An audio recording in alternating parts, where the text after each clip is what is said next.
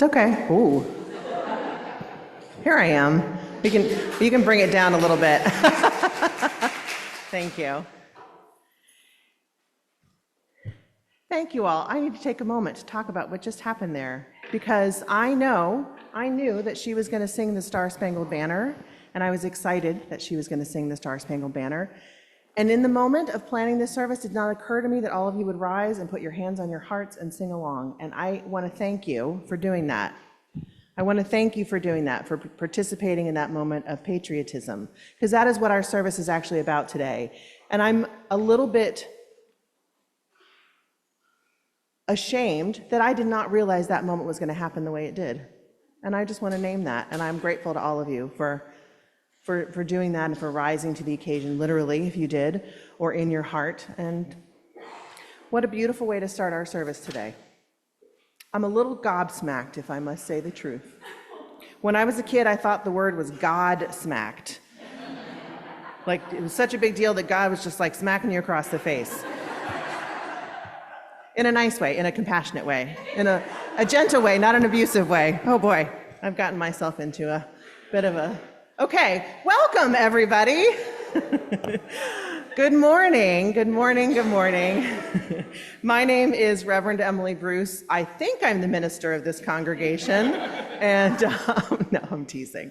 But I'm happy to be here with all of you this morning. If you're visiting us this morning, wow, you got a bit of a show already, and welcome. We're very happy to have you with us. Let's also take a moment to wave hello to those joining us on Zoom. Hello! As Unitarian Universalists, we are a people of diverse beliefs, but we share a common faith, a faith that every single person is worthy of love, a faith that what we do in and for our world today is what really matters, and a faith that we are connected by an interdependent web to each other and to our earth home. So whoever you are, whomever you love, however you make meaning of this world around us, you are welcome with us here this morning. Today we are digging into the somewhat thorny topic of what it means to love our country. We are in a moment of deep struggle in America, so it can be hard sometimes to think about what we love about being Americans, but I think it's never been more important to hold on to that love, and that's what we're going to be talking about a bit today. So I invite you now, as we start our service, to get comfortable in your seats. If you have not yet silenced your cell phones, please take a moment to do so. One tiny act makes all the difference in the world. And join me in taking a deep breath in and out.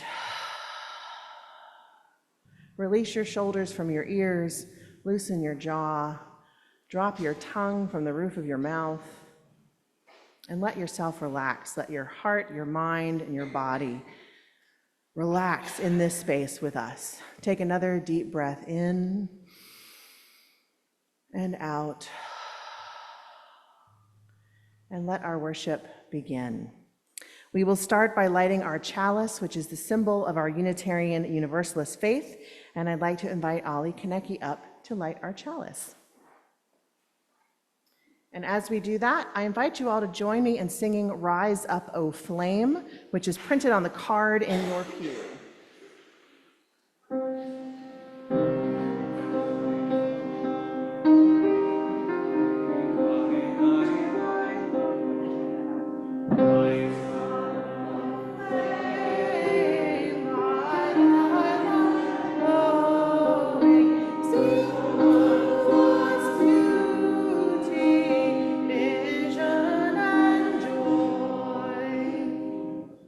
Thank you, Kaylin. And I'm so sorry, with all the hubbub, I neglected to announce Kaylin Nelson, who is our guest musician today. Thank you, Kaylin. Thank you for being with us in this capacity this morning. I now invite you to rise in body or in spirit to sing our opening hymn, number 1058 in the Teal hymnal. We will sing it through twice.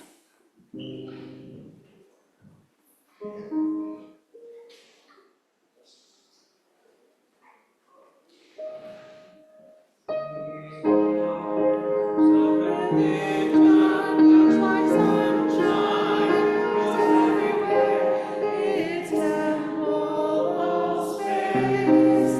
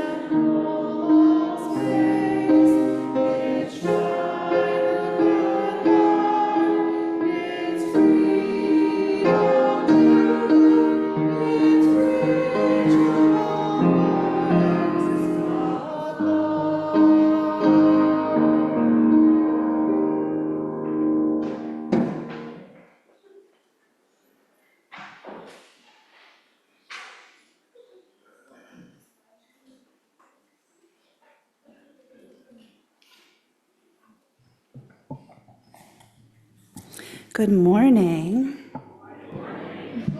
Good morning. My name is Laura. I'm the DRE here at First Parish, and today I'm here to share a very special backpack blessing to start our year, and you all are going to help me. Okay, so first, one of my very favorite things about Unitarian Universalism is that we don't all have to believe the same exact things to belong to this church and to one another. We each bring our own unique beliefs and experiences here to church and together build something very special. We have shared values, to be sure, but one of those values is that we try really hard to respect our differences. Another one of my very favorite things about Unitarian Universalism is that we are free to offer blessings to one another. Blessings from our church leader, Reverend Emily, are sacred, but so are the blessings that we give to one another. So, when we combine these two ideas of how to be in a UU community, which now that I think about it, isn't all that different from what it is to be in an American community. Here at the beginning of our church year, it didn't make sense for me to write or, let's be honest, Google and find a blessing for today's backpack blessing. Instead, we're all going to build it together. So first, if you'd be so kind, I would like you all to pick up your imaginary backpack and set it down beside you. Now, of course, when I say bring your imaginary backpack, I mean your imaginary backpack could be an actual backpack, or it could be a laptop bag, it could be a diaper bag, it could be an imaginary knitting bag or a tool bag, whatever the vessel is that carries your sacred stuff through the world with you. Okay, now I need you all to think of some words for what we want our year to be filled with. So if I say, may our year be blessed with blank, you guys have to wait. You're thinking. Right now you think. Okay, so I'll start. May our year be blessed with fun. So I'm going to build our blessing up here. Build with fun. May our year be built with joy. I heard hope. May our year be built with positivity. Prosperity. Prosperity. Prosperity. May our year be built with community and patience. It's getting. All right. Safety. May our year be blessed with safety. Resistance. God, I heard. Love. It's getting. Trust. Laughter. Coffee. Wonder. Curiosity. Learning. All right, friends. Thank you. Now, everybody, I want you to reach out your arms and grab this big blessing with me. And then let's all just take this blessing and shrink it and condense it and make it denser and denser and denser and put it in our backpacks. Okay.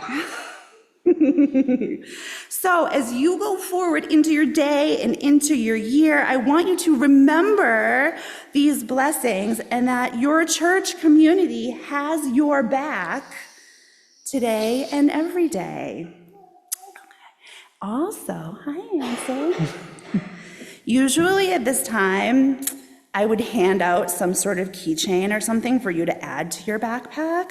But to be honest, these take a few minutes to make and I ran out of time. So across the street, both downstairs in RE, and then I'll bring that up at coffee hour, there will be a station with all of the pieces that you need to build your own keychain to add to your actual bag this year. I also want to remind everyone that at the conclusion of worship, we are having our RE open house in Lower Sampson. So anyone who wants to come down, learn about what we're going to be doing this year, parents can fill out registration forms, are welcome to come and join us after worship. So with that, any of my friends who are joining me across the street this morning can head to the back of the sanctuary, and perhaps you would all be so kind as to sing us out. I believe We'll sing Go Now in Peace, which is number 413 in the hymnal, but the lyrics are in your order of service, and I think we all know it, so let's do it. Go now in peace, go now in peace. May the spirit of love surround you everywhere, everywhere you may go. Go now in peace, go now in peace. May the spirit of love surround you everywhere, everywhere you may go. Bye, Ansel. Bye, everybody.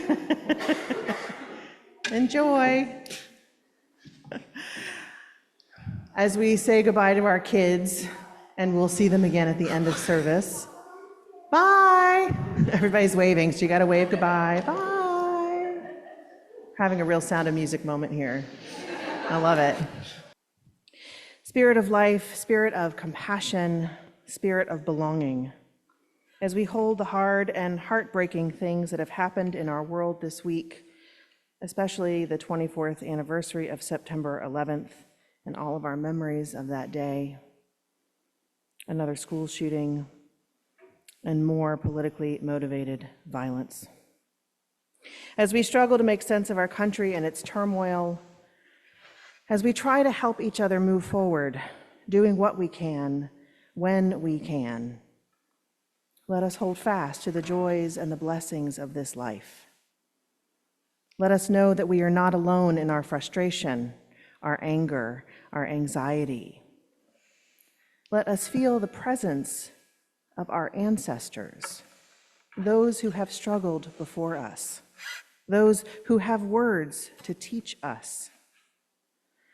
Let us grab hold of that interdependent web that we know embraces us all.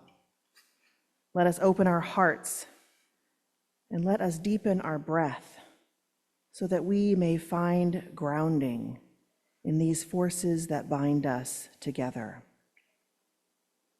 Remind us that as we hold others, we too are held. As we bless others, we too are blessed. And as we care for each other, let us be cared for too. In the name of the great love that surpasses all understanding, amen. Let us now hold a few moments of silence together.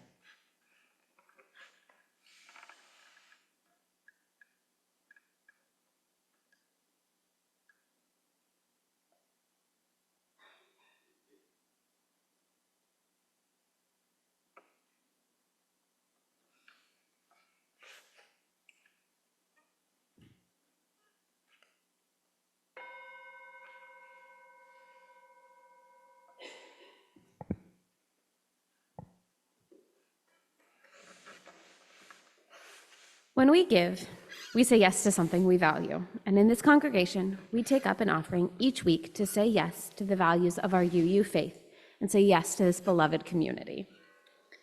You may place your offering in the plate as it passes, or you may give to the church via Venmo. There's a QR code in your order of service. If you do choose to give via Venmo, please make sure you write one of two things in the memo line. If it is part of your annual pledge, please put the word pledge in the memo line, or if it is to the general plate, please put the word plate in the memo line. Please give as you are able, and today's offering will be greatly received. Our offering anthem today is Patriot, written and performed by Kaylin Nelson.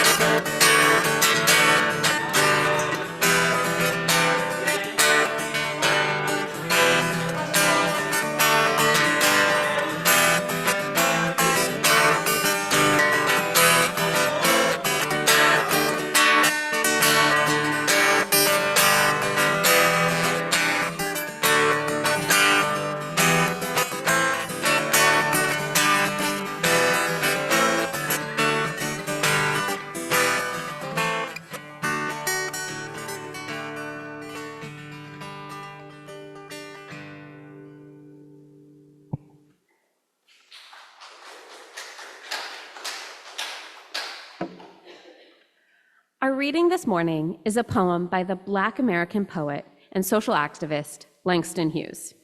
Written in 1935 while our country was in the grips of the Great Depression, it describes as Hughes' disillusionment with the American dream and yearning to see the promise of freedom fulfilled.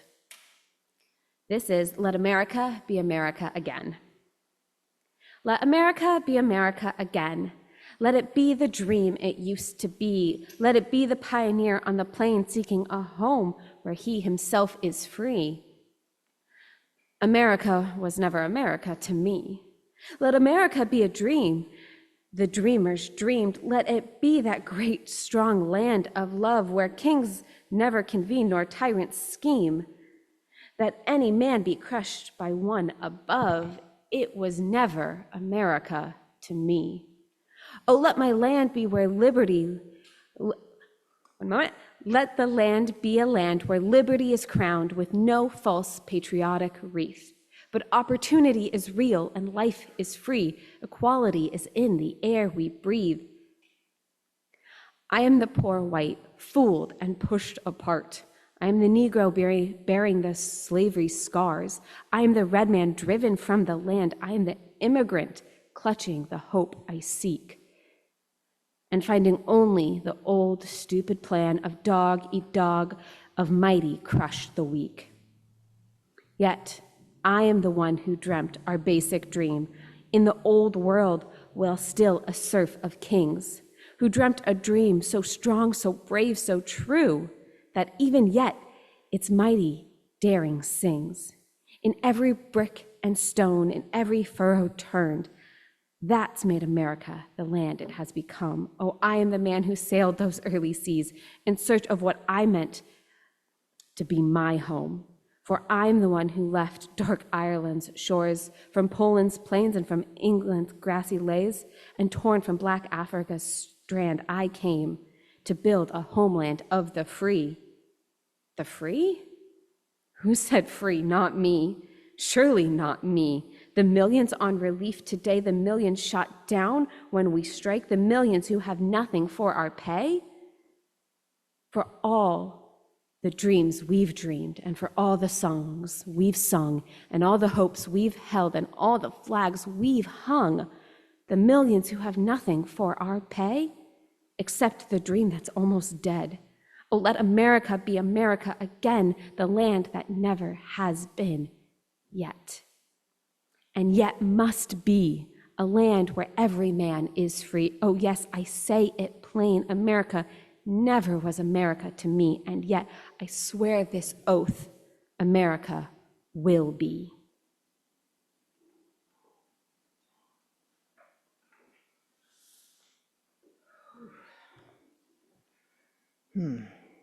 Thank you, Mackenzie.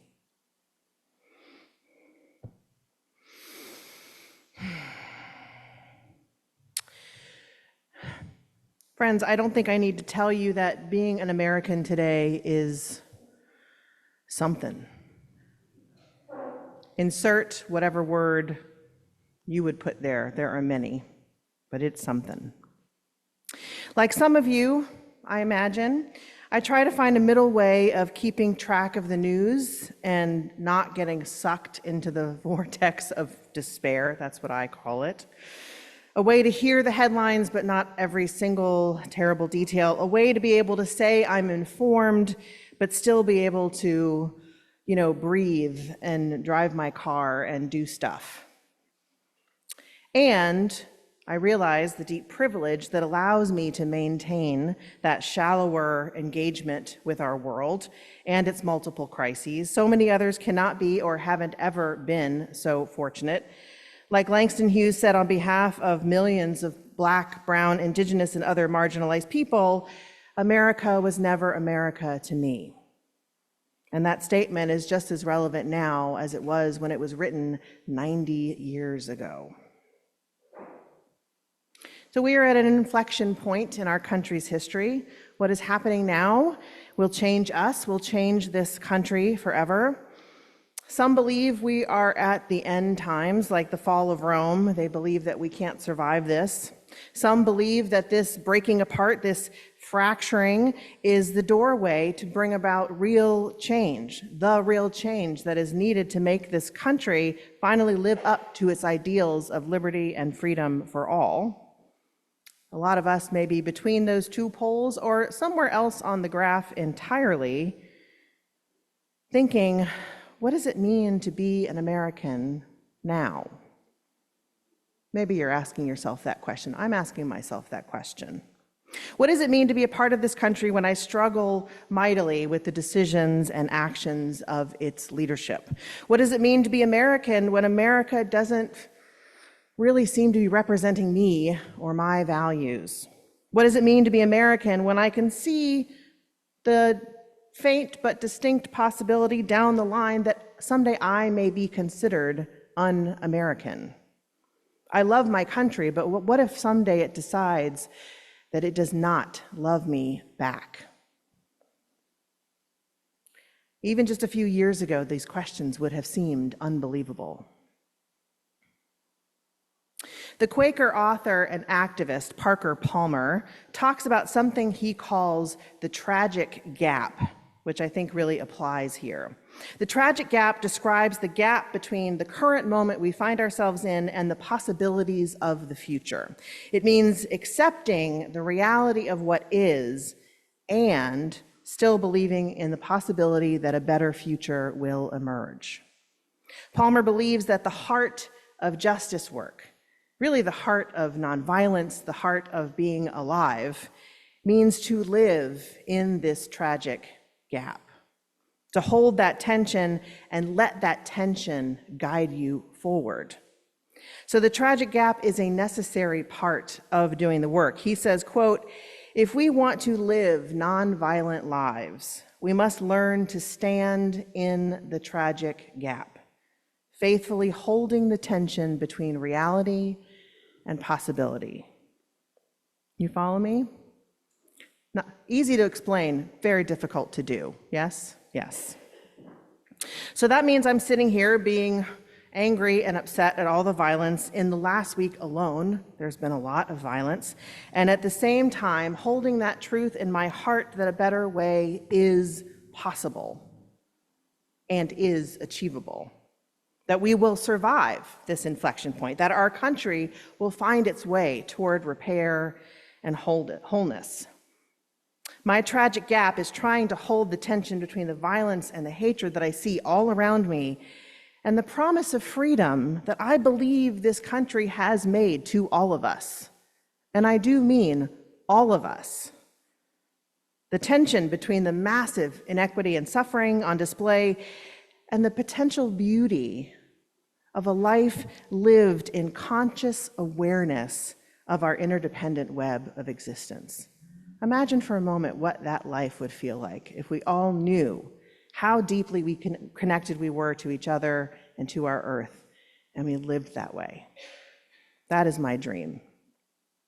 So, as we struggle with this tragic gap between what is now and what could be, I'm finding that my love for my country is getting lost in the struggle. I'm getting cynical. My heart is hardening towards my fellow Americans, and every sight of an American flag itself brings up a conflicted mix of feelings. What does it mean to be a patriot? What does it mean to practice patriotism? So many avoid these words entirely now because so many have chosen to weaponize them, and they're also so often closely intertwined with the tenets of nationalism, which is an entirely different concept. A few months ago, I found a graphic on Facebook that was created by David Hansen, a Lutheran pastor in Texas, that detailed the differences between patriotism and nationalism, and it was very instructive for me. I'd never really looked at the two side by side to consider how they were different. I'm not going to read out everything that was on there, but the main points are as follows. Patriotism stems from a love of the ideals and values of your country, while nationalism stems from a love of the superiority of your country over all others. Patriotism looks toward the future, while nationalism mostly looks backward to a, quote, golden era when everything was perfect. Patriotism embraces criticism and disagreement as opportunities for growth and improvement. Nationalism finds criticism completely unacceptable and, in many cases, treasonous. And finally, patriotism sees the good in other countries, while nationalism sees other countries as inferior and perhaps also threatening. Charles de Gaulle, who is the general that led French forces against the Nazis in World War II, once said this, which I think really sums it up perfectly. Patriotism is when love of your own people comes first. Nationalism is when hatred for people other than your own comes first. Pretty simple, right? So all that can make sense to us here and now, but in the public square and especially on social media, the lines between the two are very blurry. People who have committed crimes, have hurt and even murdered people are called patriots.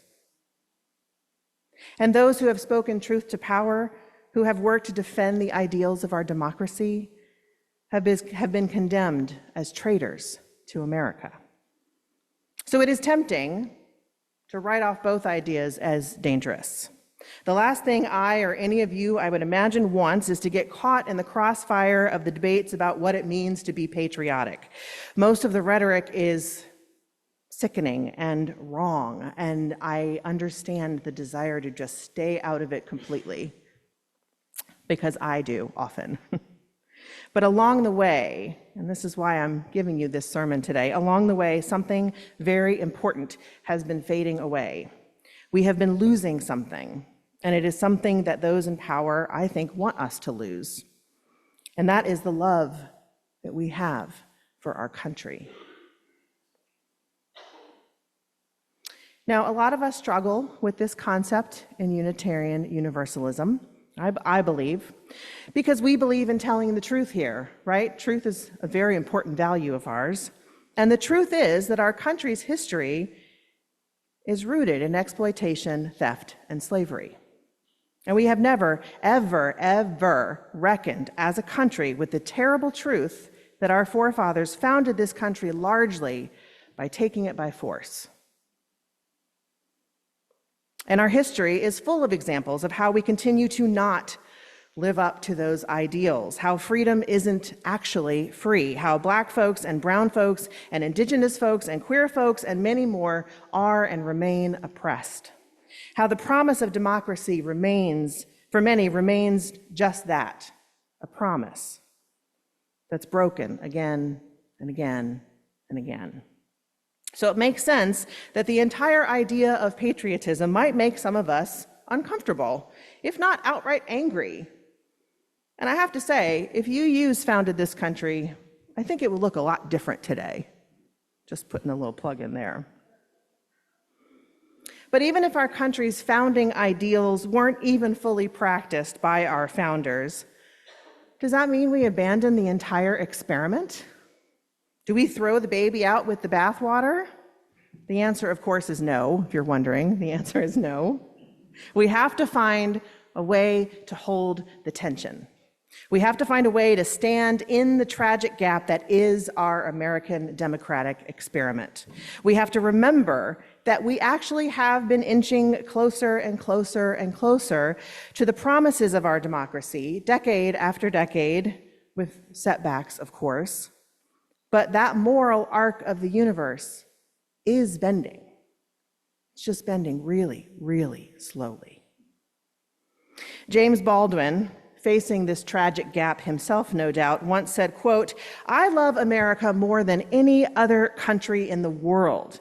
And exactly for this reason, I insist on the right to criticize her perpetually." So get mad. Be mad at the injustices of our world today. Rally for freedom, for truth, for an end to hatred and oppression and suffering. And remember this, that the other part of that tragic gap is the beauty of this land, of my home, of your home, of our home. There is so much to love about this country, even through this present moment. Reckoning with the present and longing for the future are not competing forces. Rather, holding the tension of both is how we survive this moment and how we will move forward toward that possible dream that we dream about. And I would like us to practice that right now. You have no doubt noticed our map over here. On little stools on either side are a bunch of little colored stickers cut into twos. Our Vanna White will be setting this up for us. And in a moment, I invite you up to take a few stickers, just two, because there's a lot of us and this will take a while, just two, and put them on places on the map that you love, or places on the map where someone you love lives, or places on the map that represent what you love best about our country. Wherever those places are, put your sticker there. I have included a note on the bottom right with Puerto Rico and the other protectorates, since they're not included on the map. So if that's your sacred place, put a sticker there. And I also want to say, if getting up right now is not your jam, we're going to bring this over to coffee hour. So if you decide not to get up now, you'll have an opportunity over there to add stickers or add more stickers, because I know some of you are going to go crazy with this. Kaylin will offer some music while we do this, and I encourage you to come up multiple aisles to get this accomplished. And let us sticker this map with love for our country, so that we may be patriots for this America and for the America that yet will be. May it be so, and amen.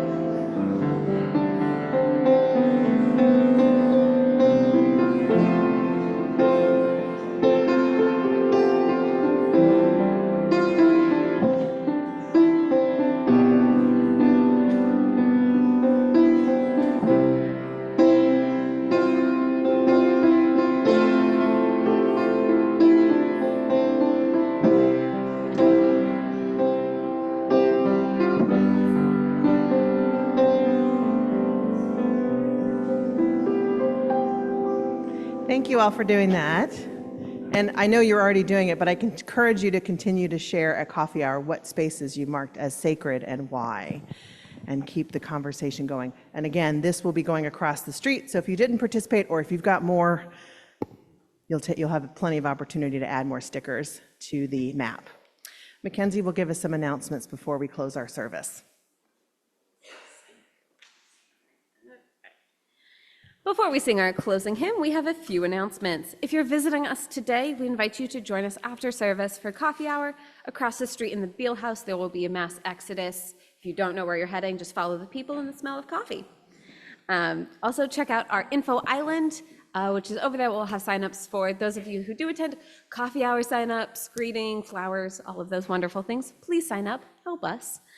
And then today during coffee hour, there's an open house for a religious enrichment program. So all the families and volunteers who wish to engage with our RE program are invited to join our director of RE, Laura Sanda, who was up here during our backpack blessing, in the basement of Sampson Hall after service. Next Friday, September 19th, you are all welcome to join Reverend Emily for another Pints with Your Pastor event at Untold Brewery in Cordage Park. There's an announcement in your order of service as well. Untold Brewery also serves non-alcoholic beverages and food and is kid and pet friendly. Please join us if you're interested. I've got two more up here. Pies are on sale for a reduced price to make room in our freezer for the next pie baking day. They're lovely. They're also like super deep, so they're like huge pies. And then also printed directories are available for $10. Check out the make your check out to First Parish Kingston in the memo to direct that to us. And then, now if you may please rise in body or spirit to join us in singing our closing hymn, We'll Build a Land, which is number 121 in your gray hymnal.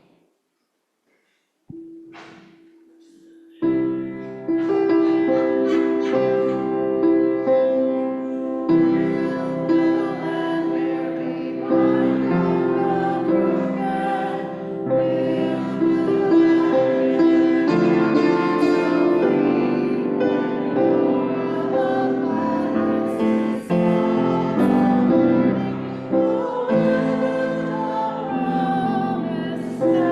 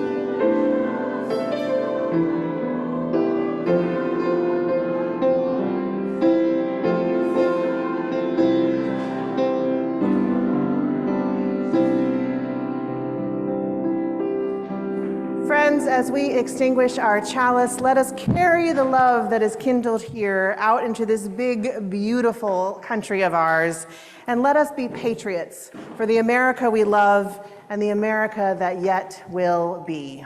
Go in peace, and amen.